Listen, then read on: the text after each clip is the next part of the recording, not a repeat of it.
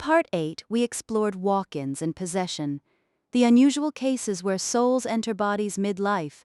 Now we face the most difficult questions. What happens to those who end a life? Whether their own or another's, murderers and suicides. These are the cases that challenge our understanding of death, justice, and the soul's journey. Let's explore. What happens to souls who end their own lives? Dolores asked this question repeatedly. The answers were consistent and compassionate. There is no eternal punishment for suicide. The soul is not condemned to hell, but there are consequences. One subject explained, sometimes a soul has been in the spiritual hospital, and the masters are saying, well, it's time for you to go back because you can't stay here forever.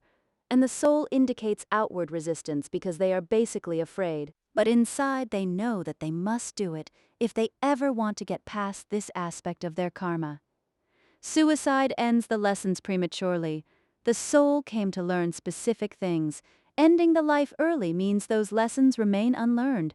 If she doesn't end this lifetime in suicide, that would be progress right there. The soul who committed suicide often faces similar circumstances in the next life. The same challenges, the same relationships, the same triggers. The lesson was not learned, so it must be repeated. Souls who commit suicide often need time in the resting place.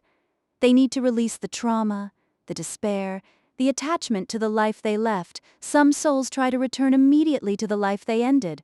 They can't. The body is gone. The lesson remains. One subject explained, they cannot stay in the spiritual hospital forever, and so they have to come back. The souls that are sick and damaged need stronger guidance, but there is hope. The healing temple, the schools, the masters, all of these are available to help the soul prepare for the next life. Suicide is not unforgivable. It's a lesson interrupted, not a soul destroyed. What happens to those who take another's life?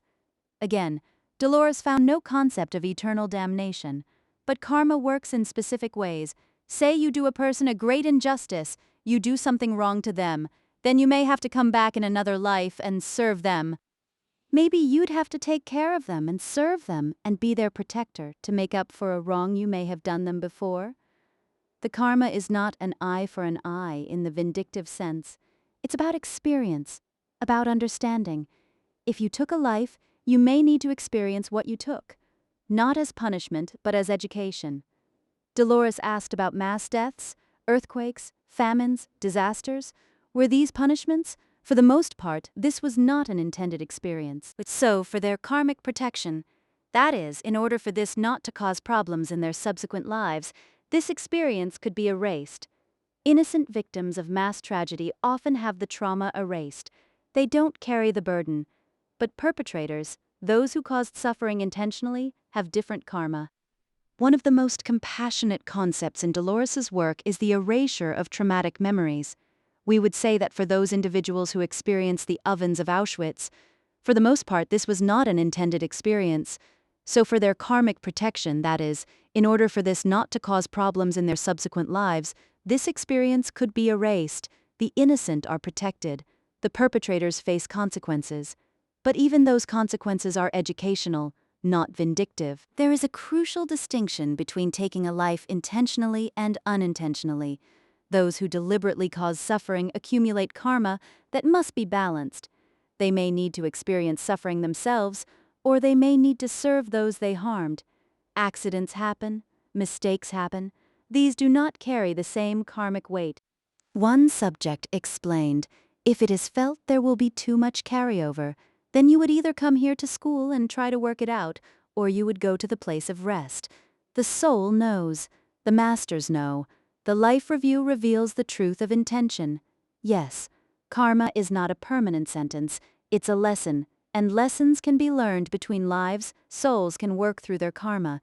They can understand what they did, feel the impact, and choose differently.